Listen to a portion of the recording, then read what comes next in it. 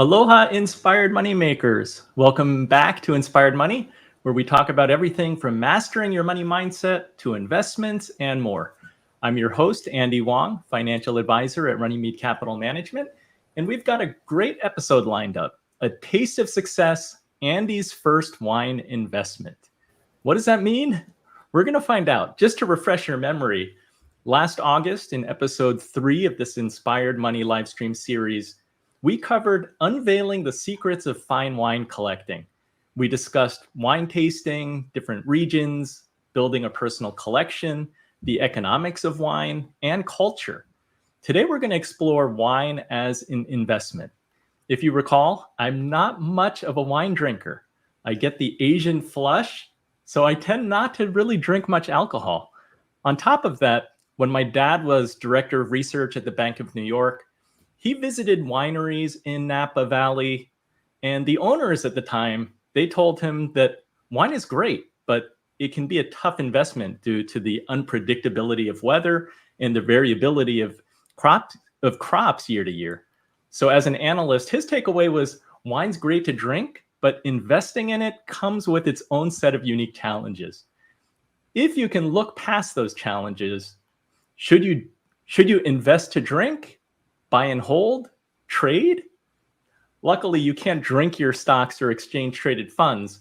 If you're looking for a tool that can help you to track your stock and bond investments, I want to suggest that you check out Seeking Alpha. It has stock screeners to find new ideas. There's a portfolio tracker that gives you strong buy and strong sell alerts. Seeking Alpha also has a quant system that ranks top stock picks, and you'll have access to research from analysts around the world. I have an affiliate link to share. If you want to check out the best deal right now, go to inspiredmoney.fm/alpha. To help us learn about wine today, we've assembled a fantastic panel. Let's bring them in. To start, we've got Dave Harmon, a consummate wine entrepreneur. He's Chief Wine Officer at NFT Wine Club, owner of Napa Vineyard, I can't even speak. I can't say my Italian words. Caneros de la Notte Winery, and I think D3 Vineyards. Having founded and sold wine.com to virtual vineyards, he not only sets new standards for sustainable and hands-on winemaking, but his life stories, from chauffeuring Robert Mondavi to flying helicopters for Indianapolis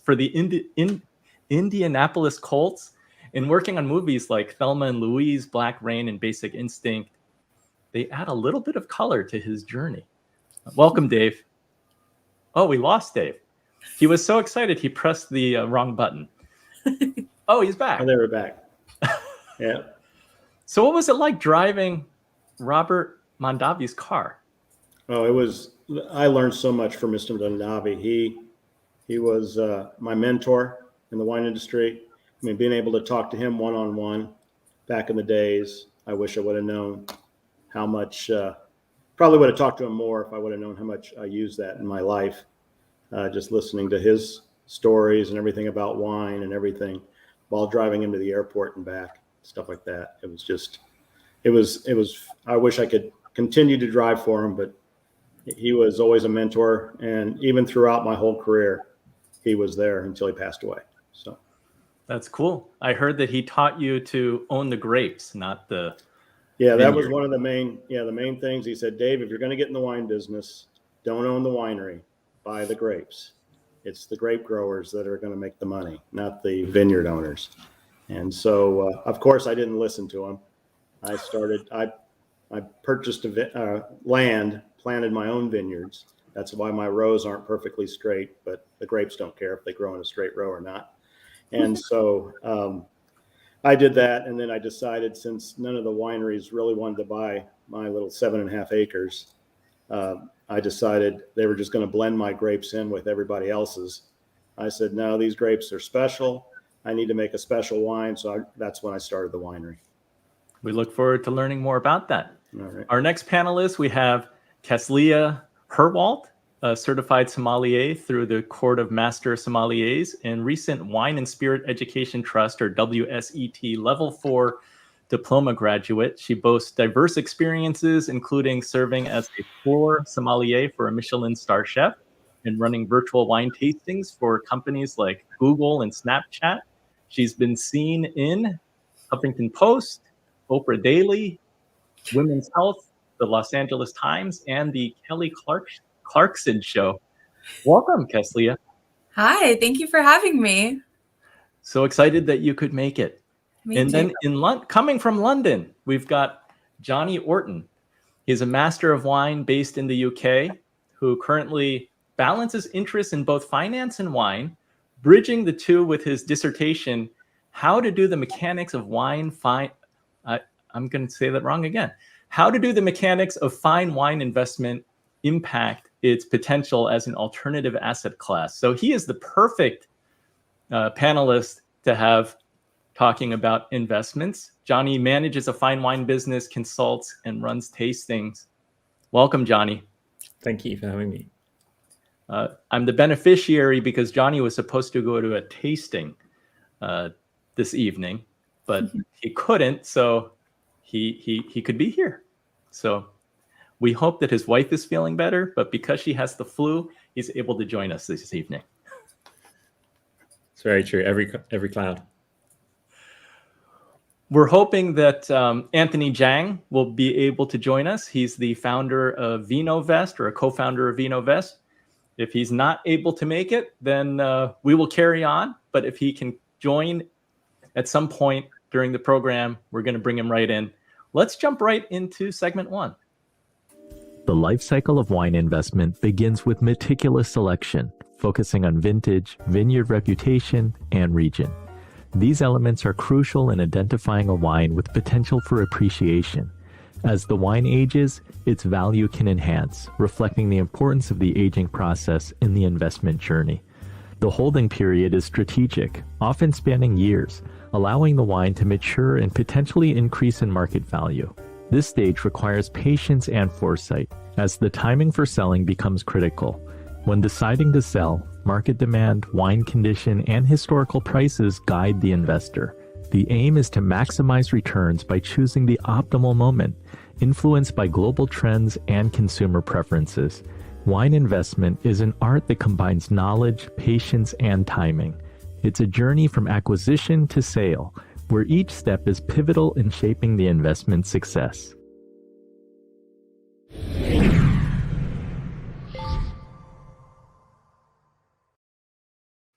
Jonny, I'm going to ask you to do the impossible. You wrote a dissertation. Can you summarize that for us? How do the mechanics of fine wine investment impact its potential as an alternative asset class? Sure, Andy. I guess wine is interesting. It sits within alternative assets in the sense that it's not an equity. It's not bonds. It has its own set of dynamics. It's limited by a fairly opaque market with certainly far less, ironically, liquidity than you would have in many other traditional markets.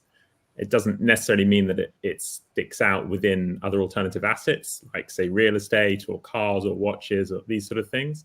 But there's certainly a lot of elements that mean it shouldn't really directly be compared to, say, the S&P 500 on a graph, which you sometimes see that on people pitching wine as an investment, because there's a lot of hidden costs, which, in my paper, the conclusion was that it can be 3 to 4% annually.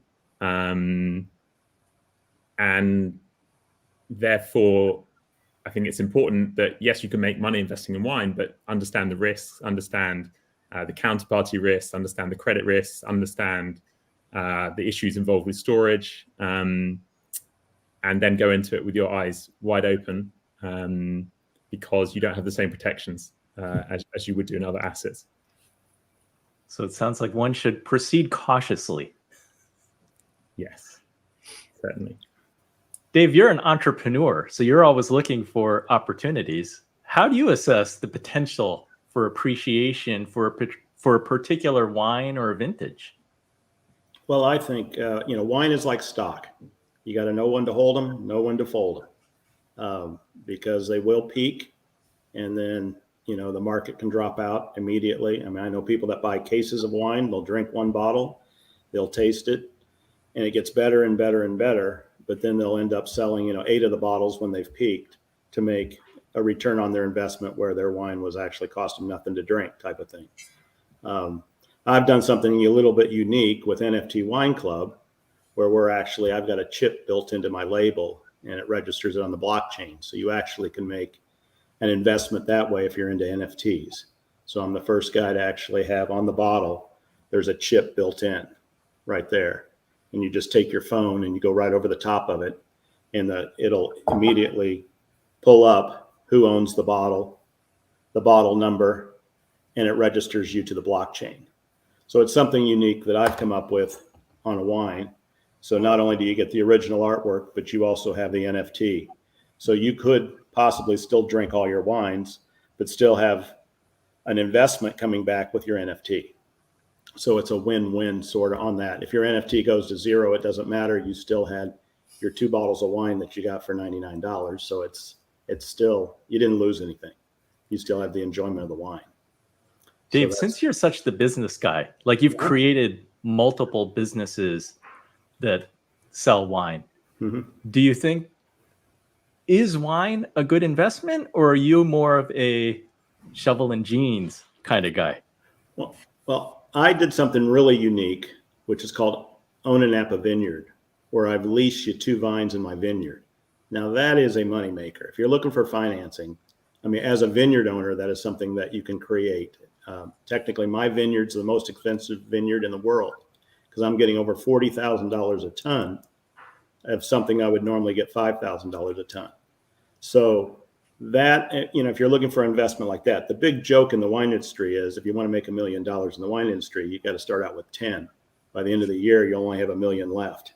So it's a long term. I mean, most wineries don't own their vineyards because it's 3 years of planting the grapes, and that's negative, cash flow for 3 years because you still got to take care of the vines.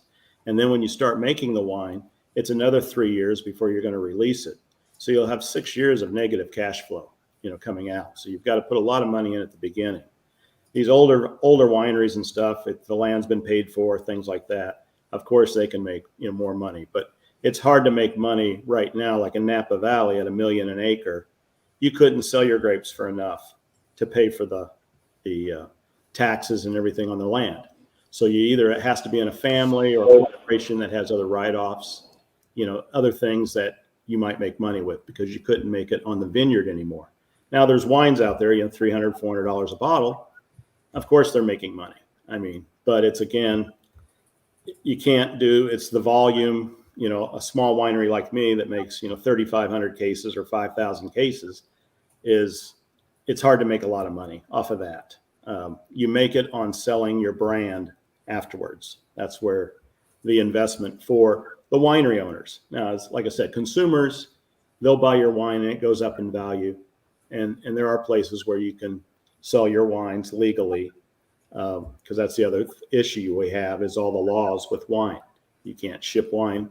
I mean, there's all kinds of crazy rules. So it makes it a harder investment in the U.S. As far as that. But I mean, there are people, buying wine all day long that, are making money off of it. They buy it in bulk or whatever, and they resell it, buy it by the barrel. They're doing it with whiskey, everything else, and then they'll sell it in the future. So that's sort of what Robert Mondavi did. They called it an NFT, but it's really a future. You buy your wine now for $100 a bottle. They know in 2 or 3 years it's going to sell for $200 a bottle. So they'll either give you the $200 or they'll give you the bottle of wine. You have a choice. So that's, to me, is just nothing but futures. It's not. Agriculture is tough. I have a friend who's a farmer. He tells me he loves farming. He grew up farming on the Big Island. Now he's on Maui. He has a small farm. He says, basically you farm until you go broke. Correct. But he loves it. It's meditation for me. I just finished pruning 3,600 vines by myself. Because when I do this Own a Napa Vineyard, I invite the vineyard owners to come out and prune their vines. And it happened to rain those 2 days. Well, you can't prune in the rain because if you there's a disease that will go into the plant. So I told everybody, you can still come for the party. We still drank, ate food, and did everything all day long for 2 days, but nobody was allowed to prune their vineyard. So when the rain stopped, of course, I get to prune all 3,600 vines. So I was out there for the last week and a half, pruning like a madman every day that it wasn't raining. And so, I finished that, which was, I like doing it personally. I mean, sure, I could hire somebody to do it, but I personally like to do it because I want it done right also. I mean, you can really mess up a plant. That's why we have to give instruction on how to prune when they come out and prune the vineyard. So that's hardcore. Casleah, you've been waiting patiently. In your opinion, what are the most underrated regions or vintages investors should pay attention to? Oh, that's such a good question. Underrated regions. I think Spain for sure. Like Spain has, these longtime family-owned wineries that are organically farmed, killer wines that we're still getting so cheap. It blows my mind every time that I'm like, how is this so cheap and it's organic and small production and family owned? Let's see. I was working with a French winemaker yesterday from Languedoc, and the wines from there I also think are super underrated. Beautiful south of France French wines that are also organically farmed, that are really small production and family owned as well.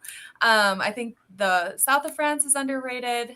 And then South America in general, like Chile and Argentina are both making some outstanding wines, and really age-worthy wines too, that we're still, people like me can still afford the good stuff. So those are a few of them. Jonny, you want to weigh in? You have any favorites? Yeah, I think that's an interesting point to make, is that there's two things really, and we discussed this earlier, Andy. If you're buying for your own cellar to save yourself money drinking later, or if you're buying to sell for financial gain purely as motivation, because I think all of us in the wine industry have tons of wines that we love that might cost you $30, $40 a bottle, or hopefully even less, that will never go up in price. And that's not necessarily a bad thing. You're quite happy that your favorite wine doesn't now cost $100, but that means that it's not necessarily a good investment. So in the world of wine investment, it's actually a lot of things that you wouldn't dream of drinking because it's too darn expensive. Mm-hmm. So in terms of that, it's dominated by the Bordeaux Chateau. So first gross would be kind of like your Apple and Microsoft of the stock market. Someone like Chateau Lafite or Mouton Rothschild. So Bordeaux is kind of the typical epicenter of the wine market. That has shifted, I guess, in the last 10 or 20 years, and it is diversified as the fine wine market in general has diversified with different regions. However, I would say that if you were looking in the average wine investor's portfolio, you're still going to have a good chunk of that might be 50% Bordeaux, then Burgundy, seen massive price appreciation over the last couple of decades. That'll be a good chunk of the portfolio, maybe 20, 30%. Champagne has been a real outperformer, at least over the last 5-10 years. And these are the main French regions, like the Rhone Valley also has some aspects. And then outside of France, yes, there are a couple of wines in Spain that are higher priced enough to make it there. Yes, there's a couple of American wines that come up there. Obviously, like some of your cult Napa wines, like Opus, like Harlan. These are internationally recognized and are kind of collected as investments. So, sorry, quite long-winded, but it really depends on your motivation. But if guys come in and want to spend $1 million on wine as investment, it's these kind of regions that they're going to look at, rather than buying the lower price bottles. The other thing that's important to recognize is that if you spend $70 on a bottle of wine, your annual storage cost with insurance is probably 2%. Whereas clearly if you spend 10 times on that, it's a much smaller percentage of the value. So there are efficiency gains in having higher priced wines. Makes sense that motivation matters. We're going to talk about pricing volatility. Let's go to segment 2. Global events significantly shape the wine market, intertwining with climate change, geopolitical shifts, and economic fluctuations. Climate variations impact grape growing conditions, directly affecting wine's quality and quantity. Geopolitical conditions and trade disputes can disrupt supply chains, altering wine availability and pricing on a global scale. Economic conditions also dictate market trends. Prosperous times boost premium wine sales, while downturns shift focus to more affordable selections, affecting the luxury segment. The recent pandemic serves as a stark example, transforming consumption patterns from public venues to private settings, thereby reshaping sales channels and consumer preferences. This narrative illustrates the complex relationship between global events and the wine industry, highlighting the interconnectedness of environmental, political, and economic factors. By understanding these influences, stakeholders can better navigate the fluctuating wine market, adapting strategies to meet changing conditions and seizing new opportunities in this dynamic field.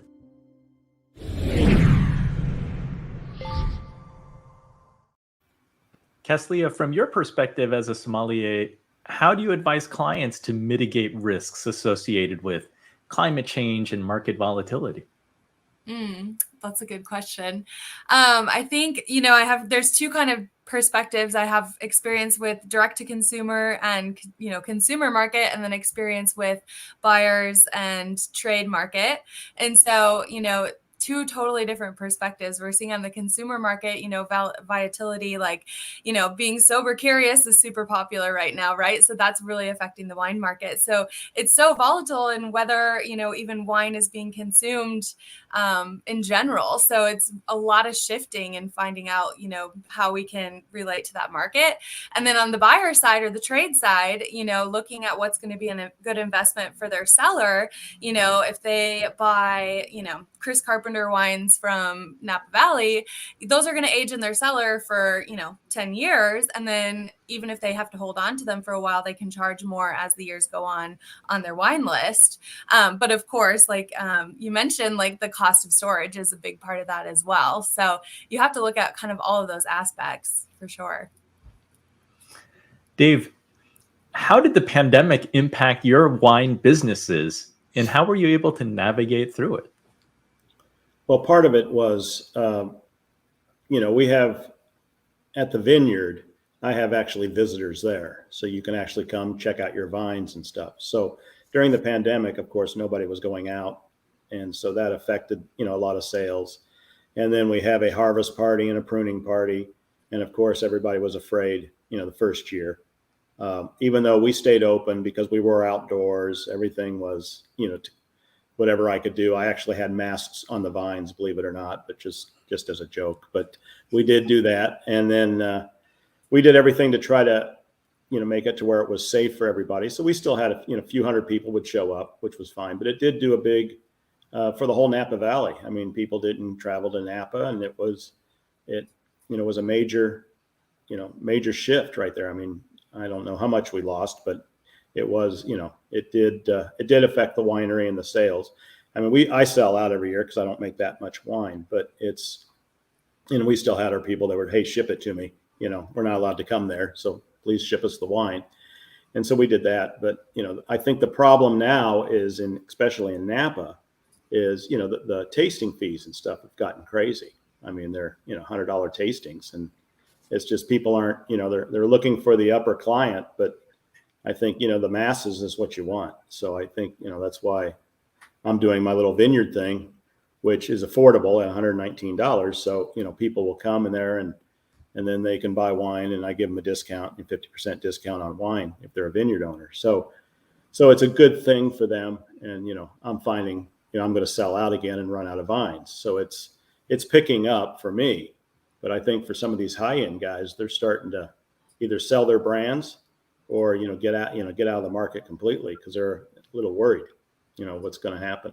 Because I think people are going away from, not everybody can afford, drinking $100 bottles of wine every night. So it's just, those days are gone, and then the higher end people, of course, will continue to do that, but it's still, I mean, they don't care what it costs, but it's, I think the masses, and that's, normally what you're looking for. especially like in Napa and stuff like that. But I'm afraid they're trying to be too exclusive.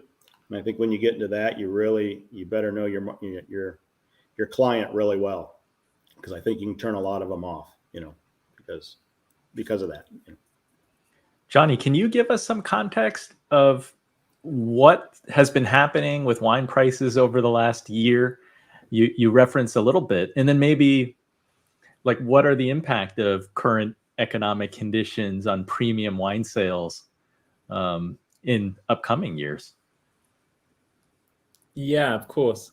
So the market broadly is off 15 to 20% over the past year after a sustained period of appreciation. That has mainly been driven by the move in rates, I think. So now the risk-free rate, the Fed rate is north of 5%.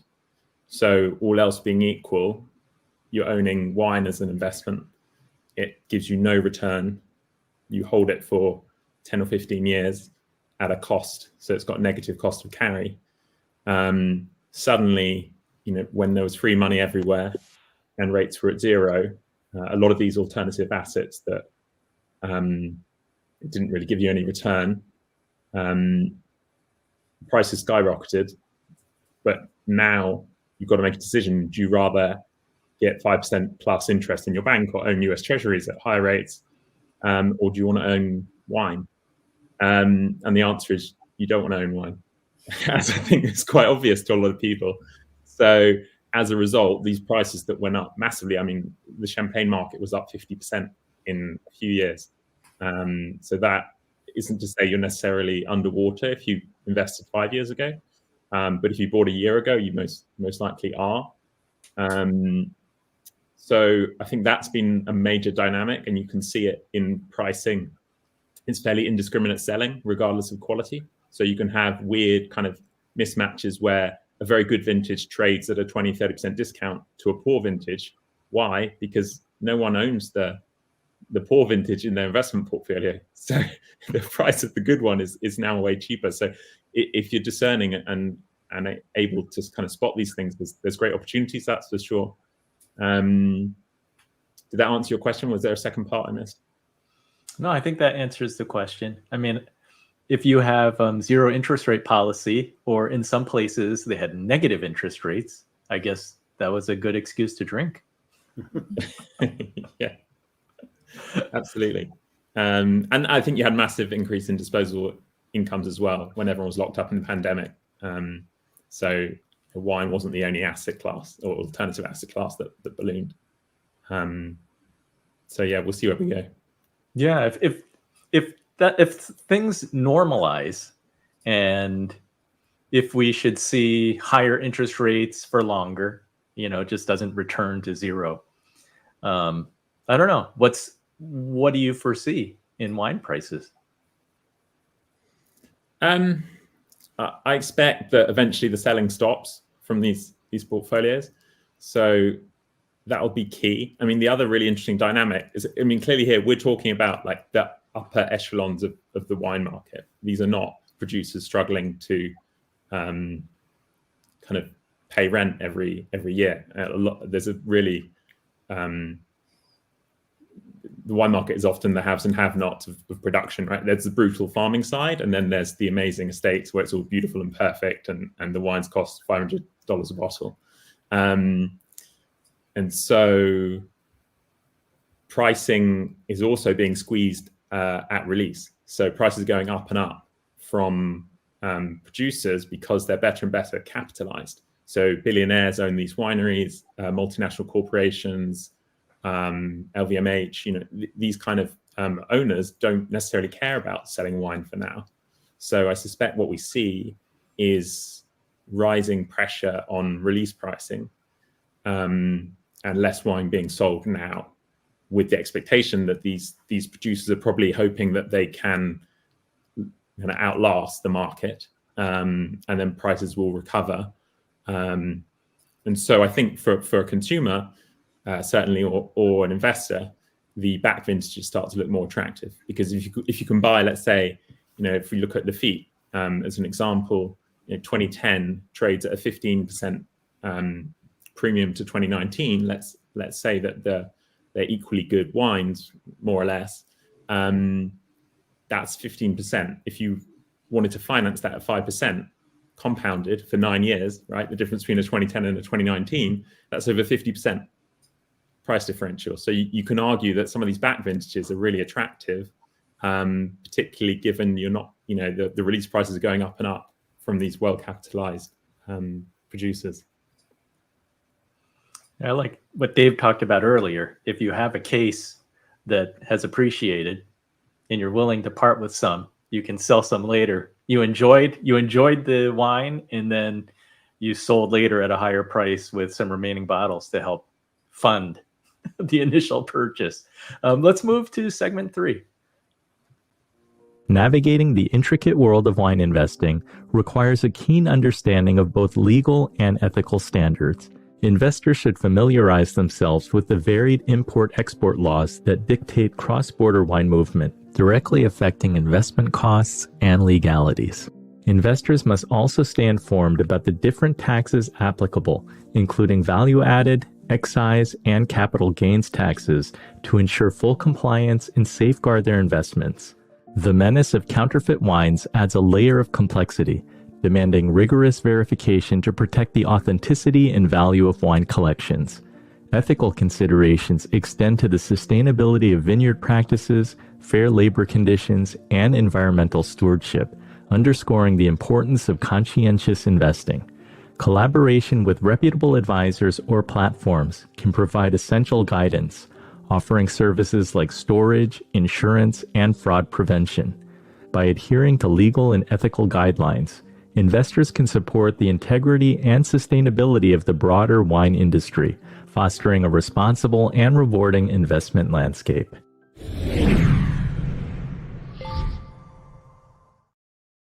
Dave, I think I heard you say that illegal drugs might be easier to sell cross-border than wine. So you know too well the legal complexities of the wine business.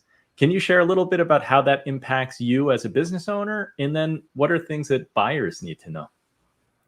Well, it is against the law for individuals to ship wine. It's just, they won't allow you. We have to get special licenses to use UPS, FedEx. They won't give you a license unless they check out to make sure all your licenses are current, at least for in the United States. And like I said, there's certain states we can't ship to, Utah, for example, but I mean, it's a felony. Kentucky used to be a felony because they were protecting the bourbon. So, that's opened back up. But, there's 3-tier systems: the distributor, the retailer, to the consumer, that we can still use on certain states. And then we can get direct shipping permits for others. So it's just a matter of, it is a hassle. Like I said, it's probably easier to ship drugs across the state line than it is to ship wine, because, UPS and FedEx are both the police officer too. A lot of times they'll turn you in, believe it or not. So it's just like, don't try to put the old trick of putting a bottle in a box and shipping it with the post office and tell them it's vinegar because it was wine that turned to vinegar, won't work anymore. I mean, they'll just destroy it. So when you're doing high-end wines, of course, you don't want anything destroyed and having to reship it or find another way to get it to that customer. So there is a lot of legalities. There is software out there, which is nice, that does all the taxes. We do individual income tax reports for each state. We do, excise taxes, everything for each state. They charge us on the shipping, the sales tax, whatever it costs to ship, like in Illinois. I mean, it's just, there's a lot of compliance that you have to do. And it's, it sometimes would turn off, a small winery for sure because of the hassle. But, if you have distributors, there's certain states then with the distributors where they won't allow you to ship. I mean, there's all kinds of crazy rules in the wine business that, it just, sometimes you wonder if it's worth it. But like I said, there's software out there. People always find a way to, make it simpler. It might cost you a few dollars. That's why some of these wines are so expensive. It does cost, and the model's wrong for distributors. I will say that, because a distributor will charge you by a percentage. So high-end wines get charged a higher percentage. And I think I mentioned to you before about going to Hawaii. They're charging, $600 a case to deliver my wine to a restaurant in Hawaii. when they can deliver the $2 chuck to the restaurant for, $3 or whatever. There's all they're making. So it just doesn't make it fair to me. I mean, that's why we do Winery Direct. So I don't have any distributors anymore because it's just, I'm going to go direct to consumer. So you don't see me in the restaurants anymore. You don't see me in the retail stores in certain states, that require the 3-tier. But we do events like I'm in Florida now doing a winemaker's dinner. And so I can bring in the wines, I can pour them at the dinner, but I have to donate them. I can't sell them to the restaurant. So I just donate the wine and that's fine. So there are ways around it. Interesting. Casleah, what are your top tips for ensuring the authenticity of wine and if there's legal compliance concerns that a wine investor needs to consider?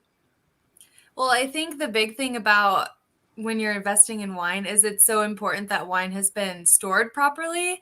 And so it's, there's a lot of things that go along with that. Like, has the bottle been laying flat? Has it been at the right temperature? How many times has this wine traveled around the world or wherever it's been? And so when you're investing, like say you're buying like your Rothschild or something, if it hasn't been stored properly, then it might not be worth anything, right? You might open a really bad bottle of wine. So I think buying from, people who authenticate whether it's been stored properly, and even, we've all seen bottle shock too, right? Like, is it even actually the wine that you think you're buying? That's another whole other can of worms, right? So it's really important, especially if you are looking to invest in these really expensive first growth Bordeauxs or DRCs or whatever it may be, to make sure they're authentic and that they were stored properly as well. Jonny, you cite a lack of regulation as a negative to viewing wine as an asset class. What fraud do you see, and how can a buyer or investor protect themselves? Yeah, so it's interesting to hear your concern over there in the US about the tax system and authenticity. In the UK, we have a very large fine wine market relative to consumption because there's a system where you can store wine, what's called in bond, which is outside of value-added tax and duty. And so essentially there's a series of a few dozen warehouses that are designated by the government as kind of exercise-free zones. And so everyone stores their wine in these warehouses. Some other countries do it too now. France has a system, Hong Kong does too. And so they also have quite large fine wine storage hubs as a result. So if something is in the bonded system, you can have more confidence in it. It doesn't mean that it can't be circumvented. There are ways, when it was imported into the UK, because generally we're not making these fine wines, though there are some good UK wines coming up now.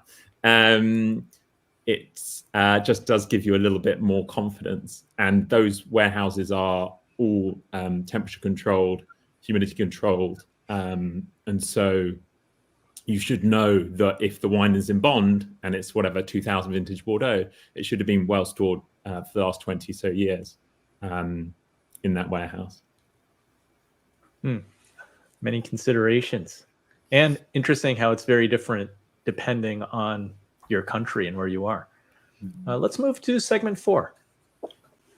Technological advancements are revolutionizing wine preservation and authentication, enhancing the security and longevity of investments.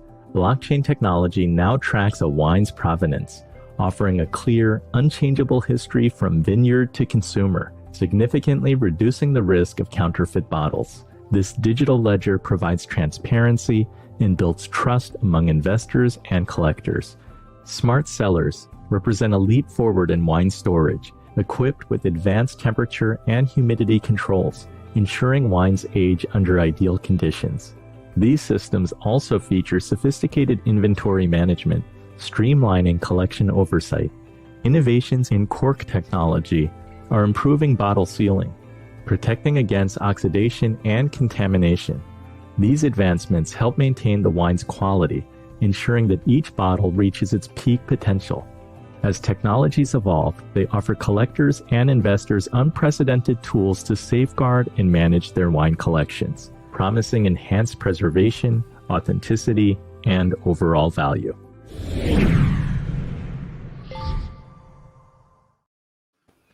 Dave, I think that a lot of people don't even really understand NFTs and aren't really sure if it's a gimmick or really adding value. Can you talk about how you've implemented cutting edge technology in your vineyards to improve product authenticity and to add value?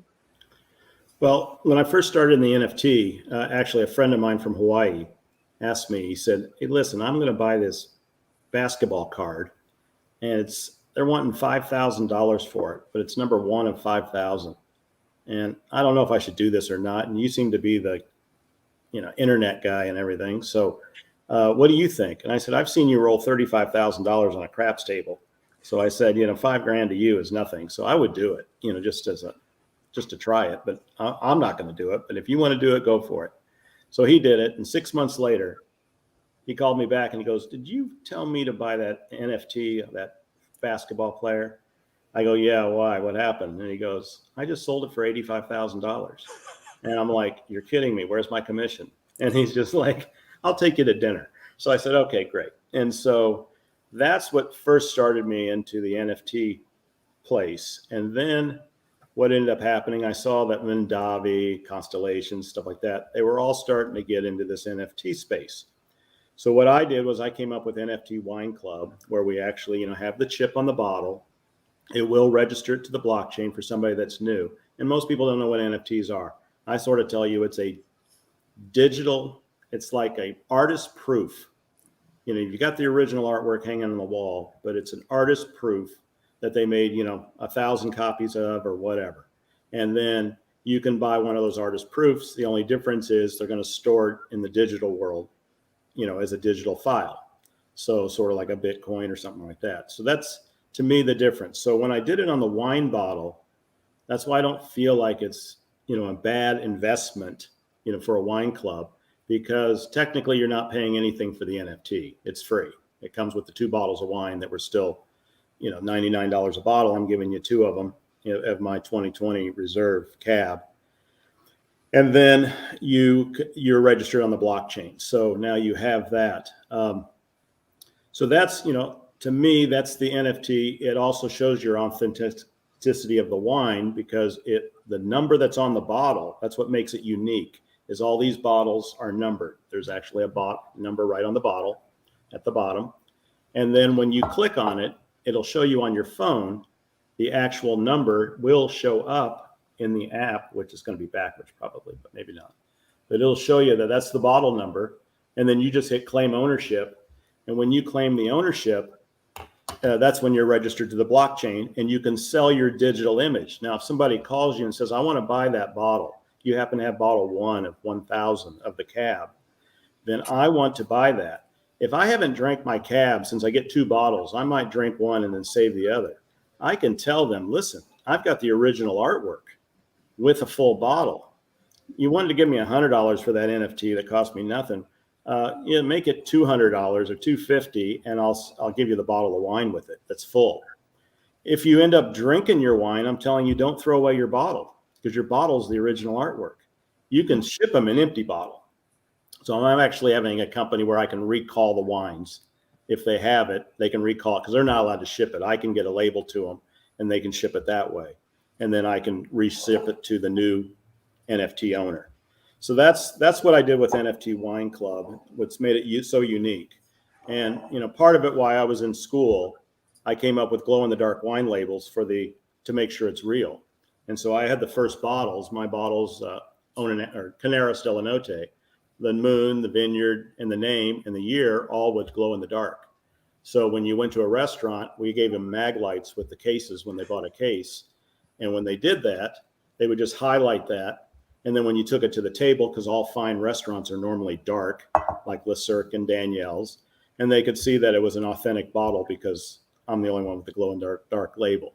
So in Vegas, places like that, it was a great gimmick at the dance places and stuff, because my bottles would be just glowing on the shelf because of the lights. So it was a neat thing. And, I did commercials where the power went out and it was the only bottle you could see in the wine cellar. So it was, unique stuff like that we've done. So I've always been, I know about the dumpster divers that, somebody buys an expensive wine, they go get the old bottle, They refill it with 2 buckshot, seal it up, throw it underneath the ground, make sure it's dirty, and resell it. And that is a problem. It's been a problem, for years of people when you're buying wines where you don't know where they came from, So you do need to find what is that traveling thing. And that's why I think the chip on the bottle will at least tell me where these bottles have been, on there. So it's a unique thing because it'll know if it's been ownership changed or whatever. Because when somebody else scans the bottle, they can't change the name unless you're the original owner. So you can't say somebody else, can't steal the bottle if it's owned. So I think it was something I came up with to help with that because it is a worry. Now my wines have never been, I don't know if anybody's tried to steal one of my wines because they're not that expensive, but I'm just saying that, there was a reason I came up with that idea. They have those restaurants that serve in the dark because it's supposed to heighten your senses for like taste and smell because you're not using your eyes. You're going to be banned from those restaurants. Oh yeah, of course. Jonny, given your experience in finance and wine, do you keep your eye out for like emerging tech solutions, things like blockchain and ways to enhance wine's investment security and transparency? Yeah, I think that's one of the most interesting aspects at the minute. The applications of the blockchain to wine authentication. There are some groups that will authenticate your cellar for you, and then that is transferable in the event of you trading that wine.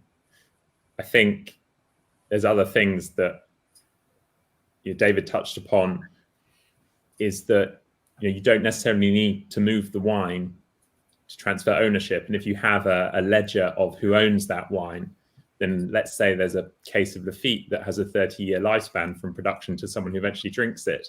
Maybe 10 people own it over its life. Does that case ever need to move?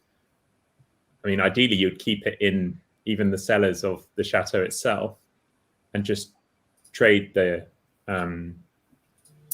token, and then the ownership just changes in the ledger. So yeah, clearly that would be the ideal of all provenance.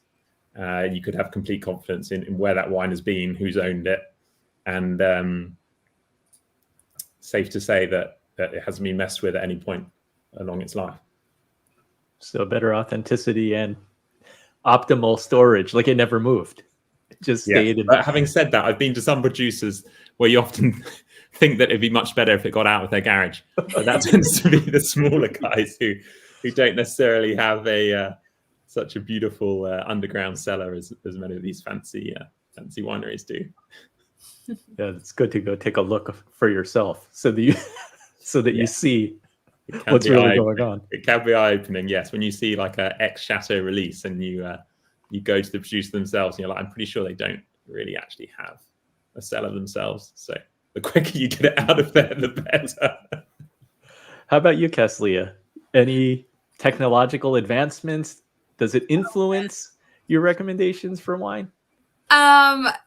Man, I mean, this NFT stuff is totally new to me, but I think it's really awesome. Like, I think to be able to authenticate everywhere that bottle has been, because even, when I'm out and about in my market, I see these like really expensive wines just sitting in the sun, right? And I'm like, oh my gosh, they're ruined. And somebody's going to spend a couple $100 on this bottle that's ruined in the sun. So it'd be nice to know, like, especially when I'm buying a very expensive bottle, like, where has it been this whole time? Like, who had it? Whose hands were it in? Was it temperature controlled? All of these things. So I think that's a genius idea to be able to track the wine for sure. Yeah, I'm trying to think of other technological advances, but no. Are there apps, like any apps that you use just for like cataloging wine? I mean, Vivino is nothing new, right? But that has probably been the most useful tool for me to be able to track, what other people think of the wine, and just like a mental log for me of like, have I tasted this before? Oh yeah, it's in my Vivino, but nothing. No, I guess I'm not the technological person to ask. Sorry. To the guy who doesn't drink, it's all eye-opening. I don't know Vivino. So thanks for the tip. Let's wrap it up and go to segment 5. Building a wine investment community transcends sharing a passion. It's about creating a supportive network for exchanging insights, discussing trends, and collaborative investing. An active community can foster a deeper understanding and appreciation of wine, enhancing the investment journey for all members. Community events can include tastings and seminars, where enthusiasts gather to learn and share. These occasions provide invaluable opportunities for education and connection, deepening members' knowledge and passion for wine. Investment groups within the community allow individuals to pool resources and share investment strategies, offering a collaborative approach to navigating the wine market. This collective wisdom can lead to more informed and diverse investment choices. Online platforms can provide collectors with tools for managing portfolios, facilitating global connections and accessing vital market data and trends, essential for informed decision-making. A thriving wine investment community is not only social and fun, but also contributes to the market's growth and sustainability, promoting ethical investing and transparency.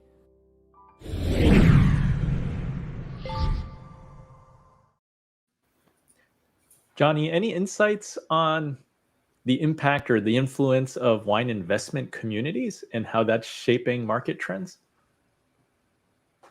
Depends on your definition of communities per se. I mean, there's some great apps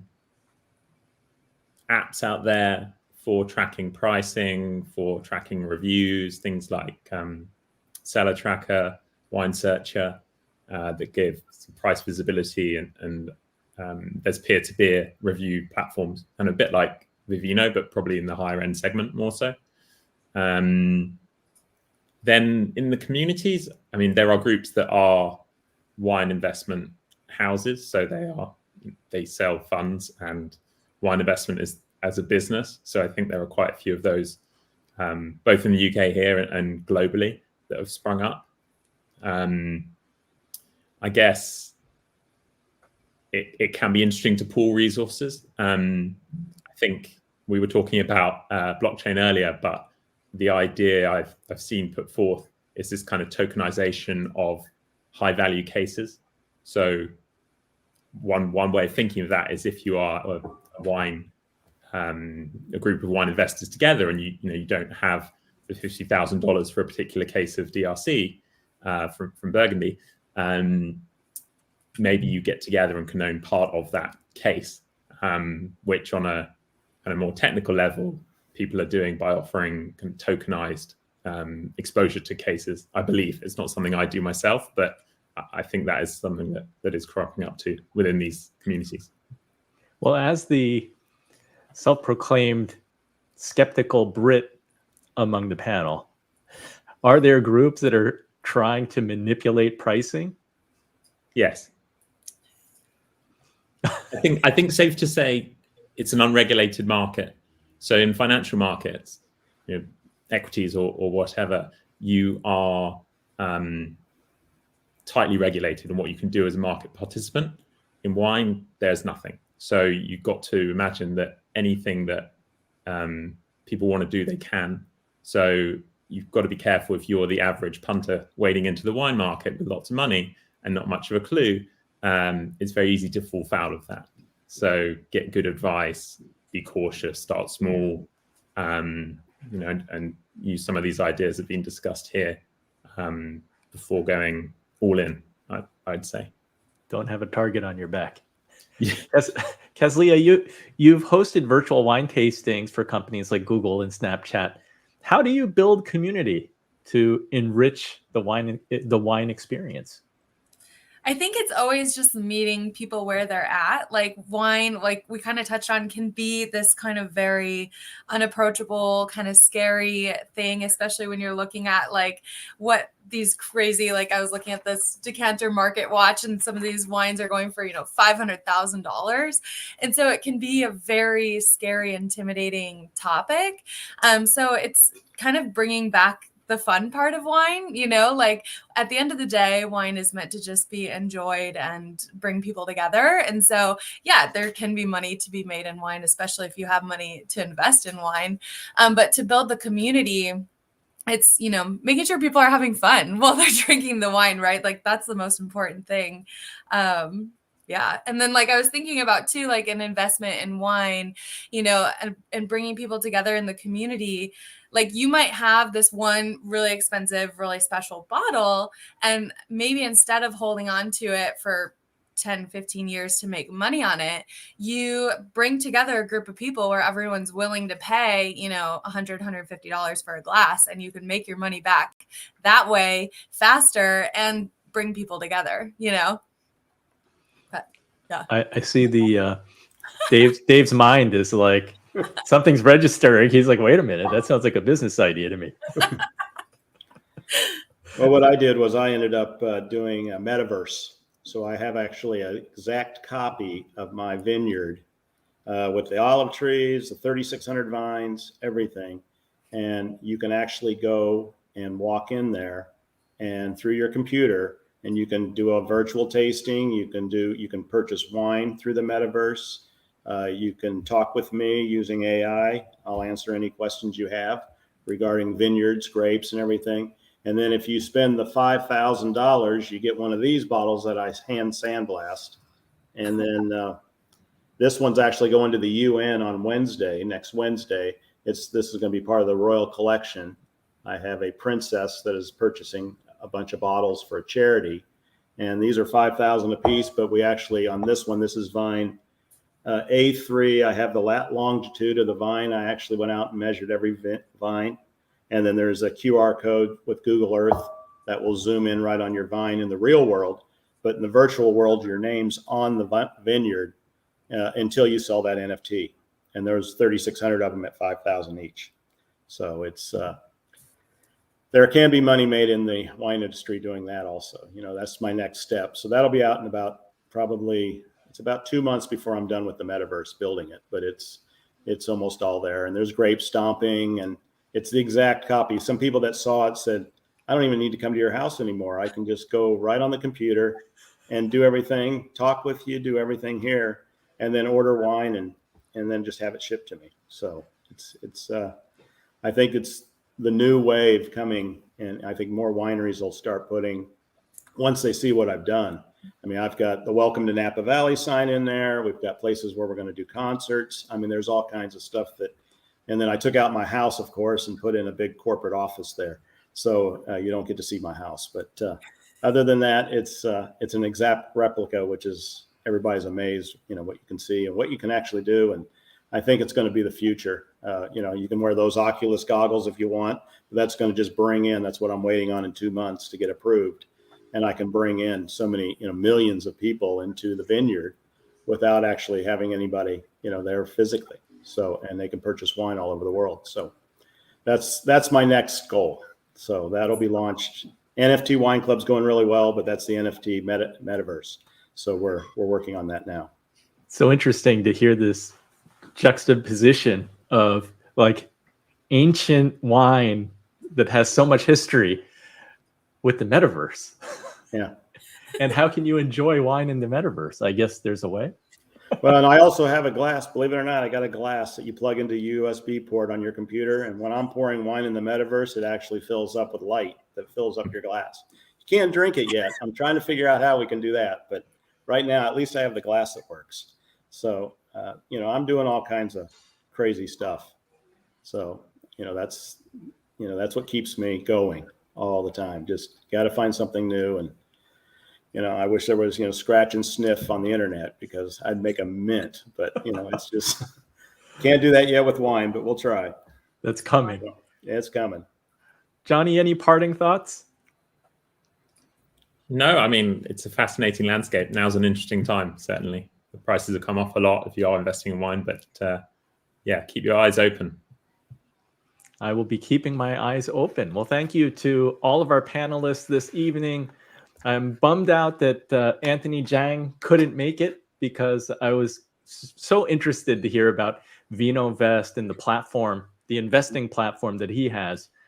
Curious to learn how they deal with authentication and storage, which essentially, if you open up an account, they're handling that for you. And then if you want the wine to drink, they'll ship it to you.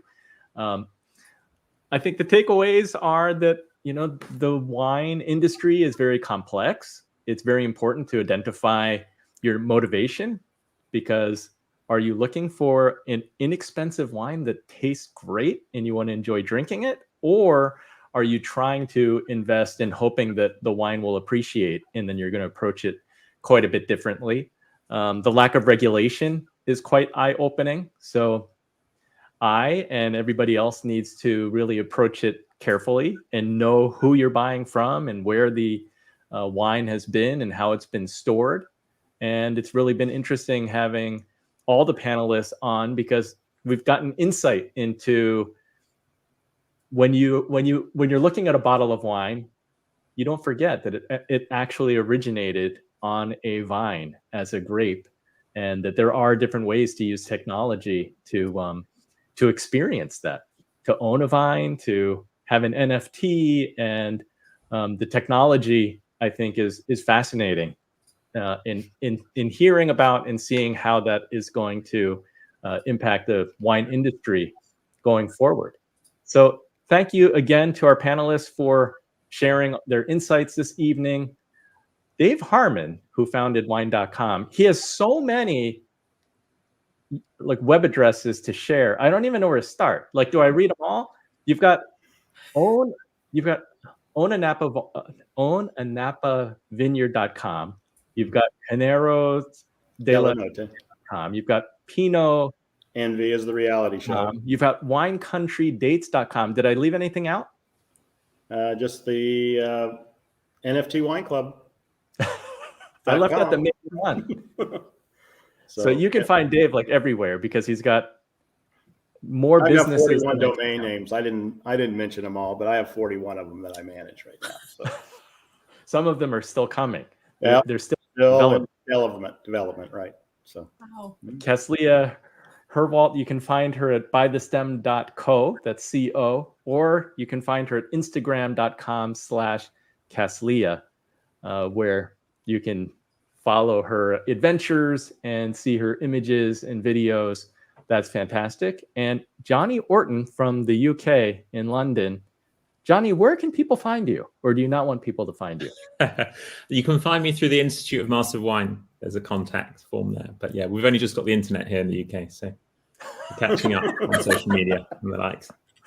Not sure it's a good idea, but we'll see. He's cynical and has a sense of humor. So thank you to all the panelists. I want to thank the Inspired Moneymakers for watching this episode about wine and wine investing. Be sure to join us next week, Wednesday, March 20th, same time. We're going to be discussing unlocking the secrets of retirement. So that'll be a fun one. I look forward to seeing you soon. In the meantime, do something that scares you, because that's where the magic happens. Thanks, everybody.